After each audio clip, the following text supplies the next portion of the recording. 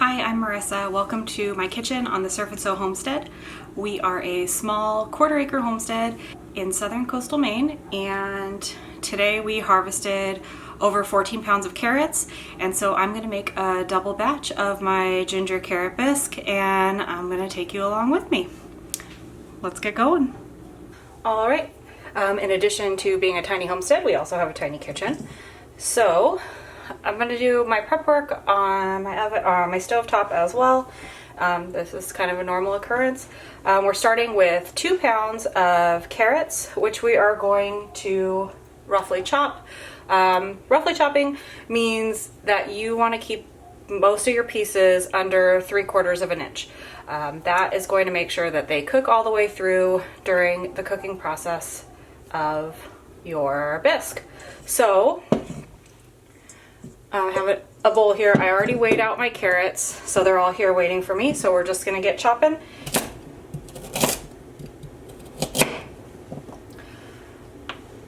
If you don't already do this, save your carrot ends that you would consider trash. So these will go into a bag that lives in our freezer, and then once that bag is full, it goes with our onion tops, garlic paper, scrap veggies, and I make our own veggie stock out of that. And veggie stock is a component of this recipe. Nothing goes to waste. Once you make the veggie stock, then your spare parts can go out to your compost, or if you have chickens, it can go to chickens. And you obviously don't need to use fresh garden carrots for your carrot bisque. All right. So 2 pounds of carrots, roughly chopped. The good news with this recipe today is that you're hitting it with an immersion blender at the end of its cooking time, or towards the end of its cooking time.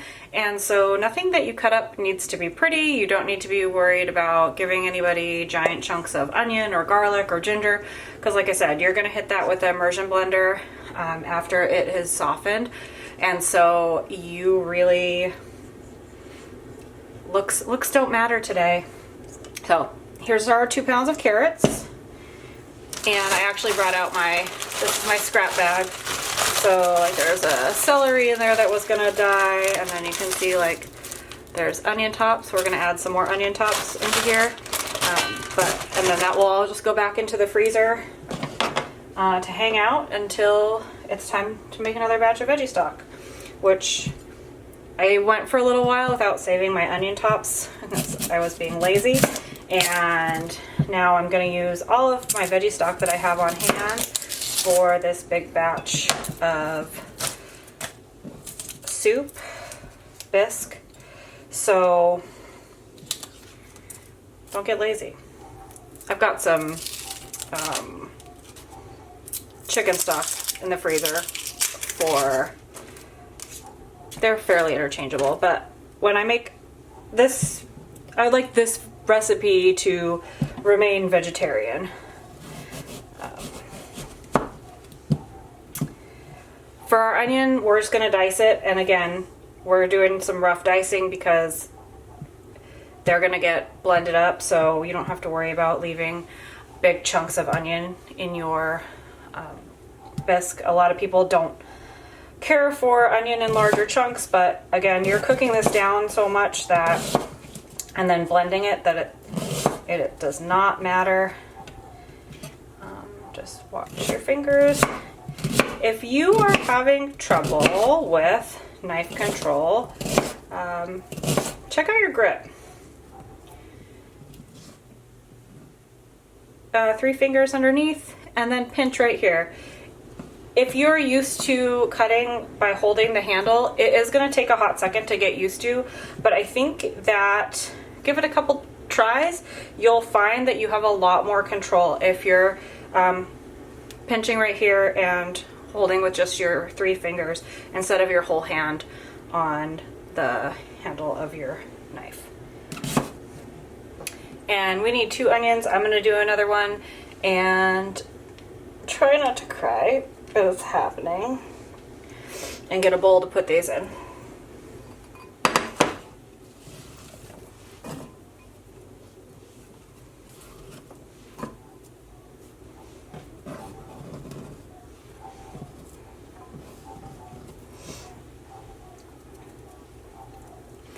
Because I'm wanting to show you all the steps today, I'm doing this all the prep work ahead of time. But we're using the onions first, and they're gonna cook for 8 to 10 minutes.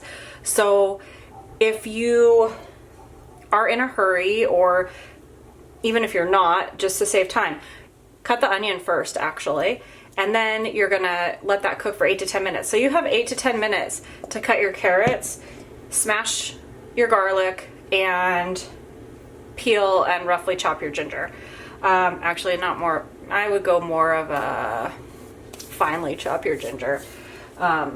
We don't want the giant chunks, but again, you're gonna cook them over medium heat in oil, and then you're also going to cook them in your broth. So you're going to end up with a softer piece than you would. But I find ginger sometimes, especially with how old it is, it can be sort of stringy. So in case you have stringy ginger, smaller pieces are better. And then depending on how sharp the blades on your immersion blender are. Also, life would probably be easier if I used larger cutting boards, but I never will. This is a trait of mine, and it just is how I am. I use teeny tiny cutting boards. I don't like big cutting boards. The only time I use a big cutting board is when we take a big roast off of the barbecue. That's pretty much it. All right. Onions are diced. Carrots are roughly chopped. Garlic, we are peeling and smashing. The garlic, you can just put on top of the carrots for right now. They're going to get added at the same time as the carrots do. Same with your ginger. Your ginger is going to get added at the same time as your carrots do. So you don't need any separate prep bowls, but the onions are going to go in first. You don't need to watch me peel garlic, do you? I don't think so. All right, so fun thing about garlic.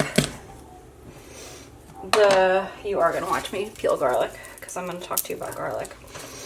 So the worse you treat your garlic, the stronger it's going to taste.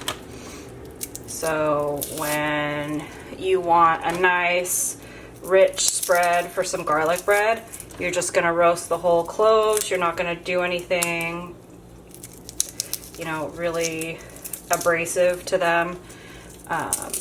You're just gonna leave them be and then squeeze them out when they're all done, and then you have a nice garlic spread.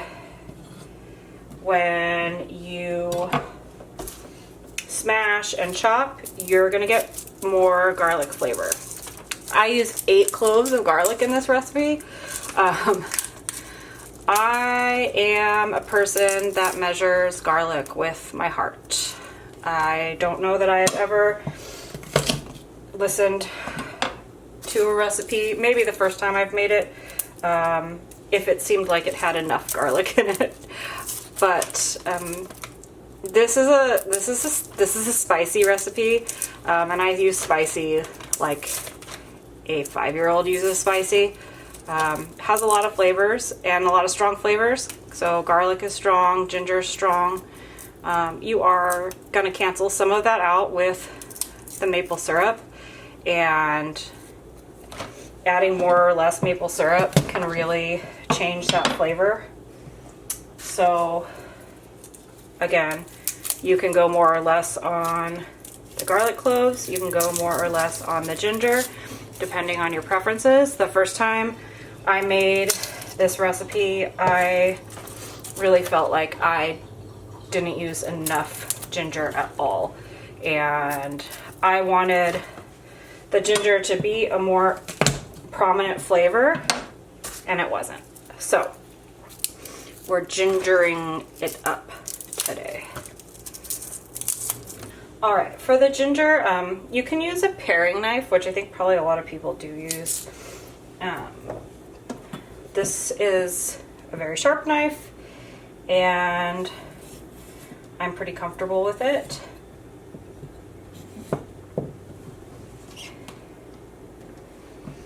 Ginger will not go into my veggie stock bag. So our garlic, our ginger is not super stringy. It's fairly fresh. So I'm just like diced size.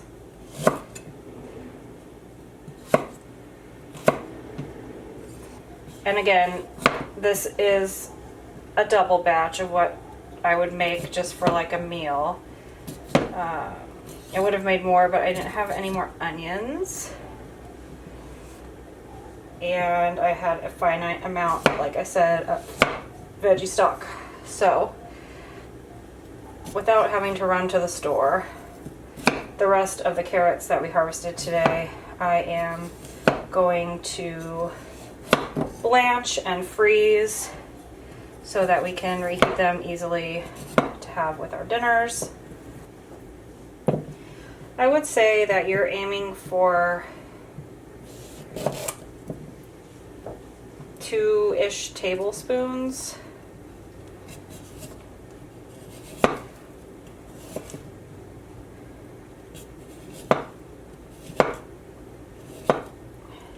But again, is your family used to ginger?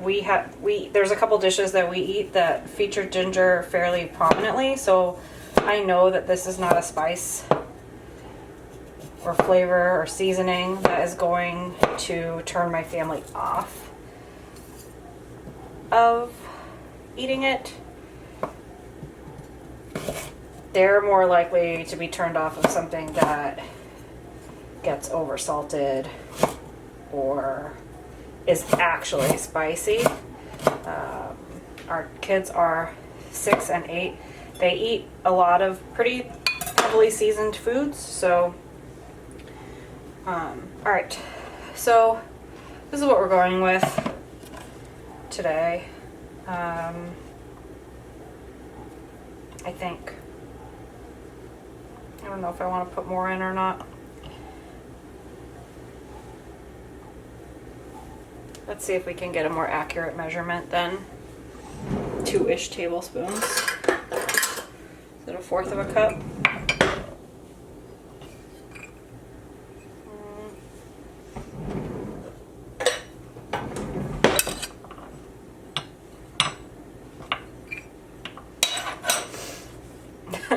A 1/6 of a cup?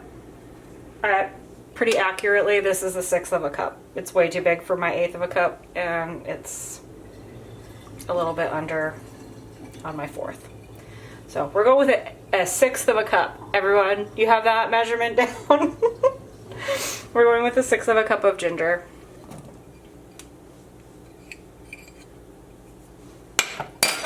We'll see how it goes. Alright, this is going into my compost, and we're going to get going on getting all this nice and hot. Alright, for this recipe you're going to go over medium heat. I like to do soups and stews in cast iron, enameled cast iron. I would not use this large of a pot for a single batch. I am only using this because it is a double batch. A single batch in this, your immersion blender is not going to give you the smoothing power that it had before, that it has. So, what size is this? So this is the 5.5 quart. Maybe go with the 3 if you're doing a smaller batch, but this size for a double batch should be pretty spot on. We're going over medium heat. I'm gonna let this heat up a little bit. Then we're gonna add oil. We're gonna add 2 tablespoons of olive oil. Fun thing that I just learned, and not sure if you know, but maybe you do, maybe you don't. Extra virgin olive oil is more olivey flavored than olive oil. I don't know why I thought differently before, but we got rid of seed oils from our house, and so olive oil, avocado oil are our go-tos, and I'm not a huge fan of the olive flavor, and so learning this has just made me so much happier. And now we use regular olive oil and have less olivey flavor in our food. All right, so once your pan is heated, you're gonna add 2 tablespoons of olive oil. Let that warm a little bit, and then we're gonna add the onions and some salt and pepper.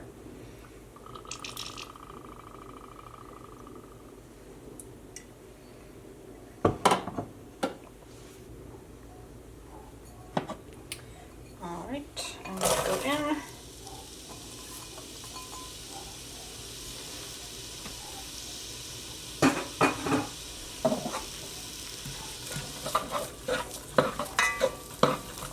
Okay, so this is an 8 to 10 minutes stirring occasionally. So if I'm going to be doing other stuff, I'll set a timer for the 8 minutes and kind of keep an eye on it. And you just want it to be getting translucent. We're also adding salt and pepper. About a teaspoon of salt.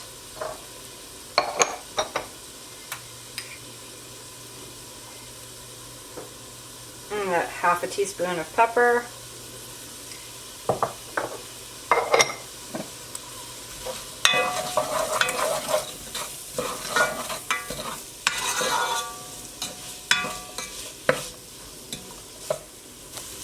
All right, so we're at about the 8-minute mark, and we're looking nice and soft, getting some translucency in there, and we're ready to move on to the next step. So we're gonna add our carrots and our garlic cloves and our ginger.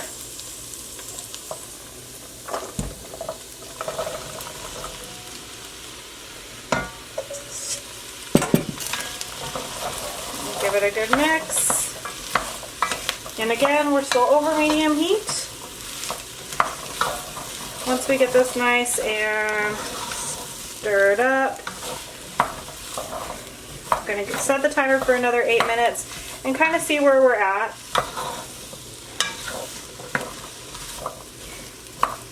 See if we need to go to 10, see if we feel like we're cooked down enough. Paid pretty close attention to our carrot sizes, except for this one.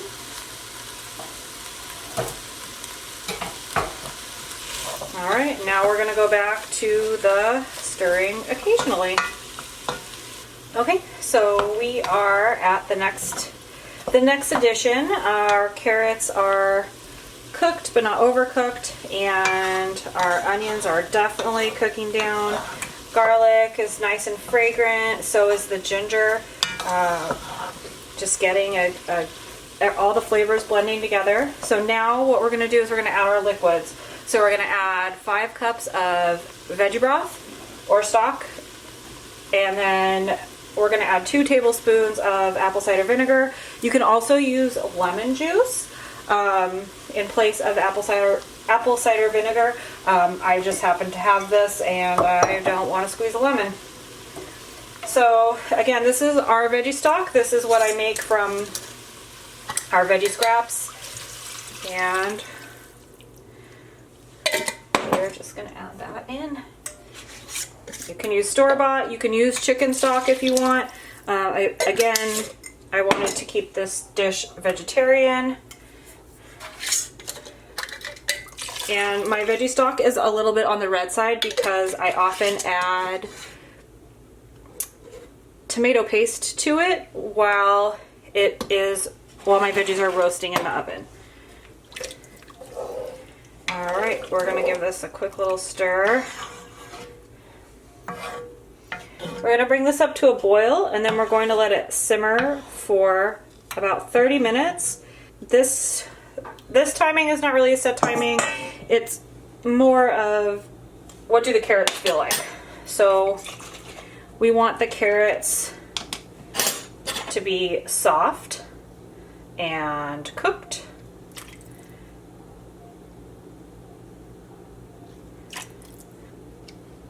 Because that we need to be able to blend them so that we can have our nice bisque. Oh, this looks great. Okay, we're getting close to our simmer. I just kind of wanted to show you what it looks like. But you know what simmering looks like, right? So I'm gonna let this actually start to boil, and then I'm gonna reduce the heat down to medium low, let it simmer, set the timer for half an hour, and then we're gonna come back and we're gonna check the consistency of our carrots with a fork and kind of see how cooked through they are and if we're ready to blend. So that was our 30 minutes. It smells delicious.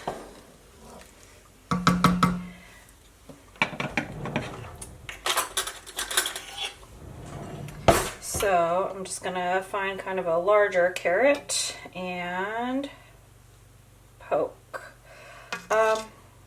It's a little tough, so if I blended it right now, I would have some bigger chunks, and I'm not a we don't want chunky soup, so I'm gonna let this go for I think I'm gonna cover it. I'm just gonna let it go for 5 more minutes. I'm gonna turn it down a little bit since I did just cover it up. We'll do 6. See what happens.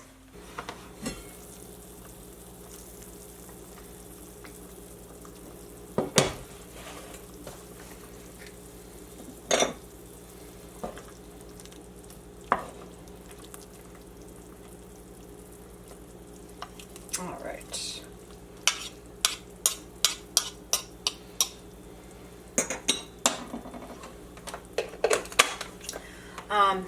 In my written recipe, I have on here to let this cool for a hot minute. The only reason that I have that on there is this can be splashy if you're not used to an immersion mixer blender. It could splash you and it will burn you because it is boiling. So I just turned the heat off. I'm gonna go ahead and blend it right now, and then we're gonna add in our cream and our maple syrup. The trick is go slow, pulse until you're not as brothy, and then you can kind of go to town a little bit more.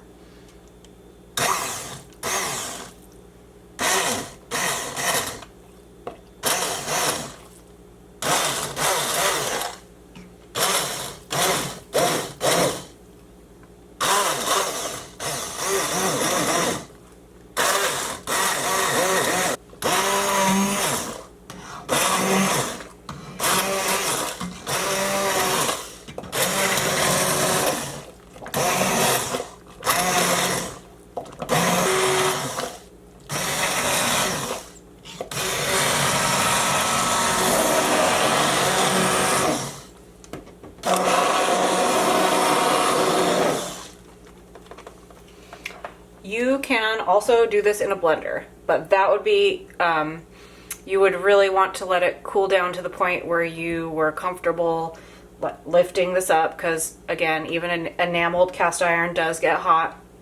So if you were, make sure you can lift what you're cooking in, and then also make sure you pay attention to the hot line in your blender. So you're gonna dirty a couple more dishes. I like the immersion blender for this because this and like the two things that I use, like the prep stuff is dirty, but none of the rest of my kitchen is dirty from this. And to me, that's a huge time saver. And I can get the same amount of blend that I want for a soup with my immersion blender without a problem. This looks lovely. So again, just making sure that you get the consistency down to where you want it when you are cooking your carrots, essentially. So if your carrots don't get soft enough, you're not going to get this consistency. It's gonna be chunky. You can let it cook for longer, but really once you start blending it, it's gonna be harder and harder to get that what you want out of it. I'm gonna taste this really quick on its own just to see, but we are gonna be making a creamy bisque.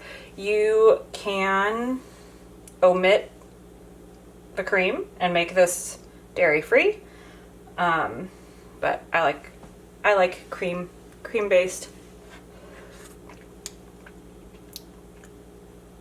It's definitely a ginger carrot bisque. If you have a saltier palate, it could probably use a little bit more salt. I might salt to taste afterward, after we add the cream and the maple syrup in, just because that's going to change our flavor profile a bit more. All right, so I am adding a cup of cream, and then we're going to see how it is.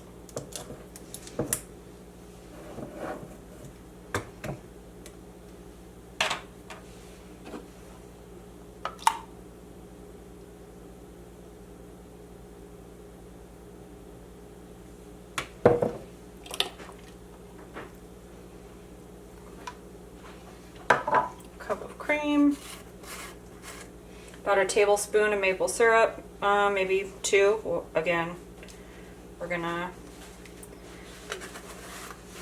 go to taste on this stuff.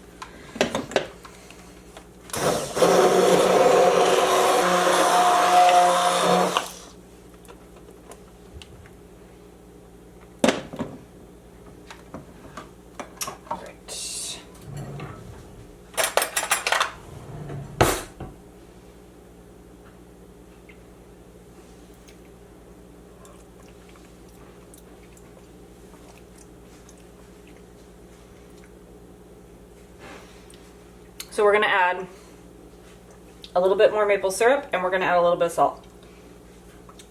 But I think I'm happy with the consistency. So I don't think I'm gonna add any more cream.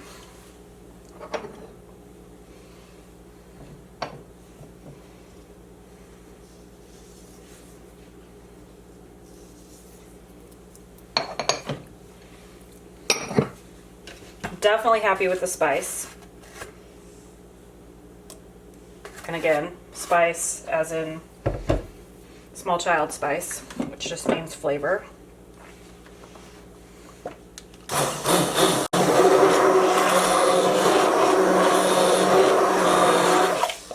Whoa. Yep, so don't pull your immersion blender out while you still have it running. Duh. Glad I'm wearing an apron today.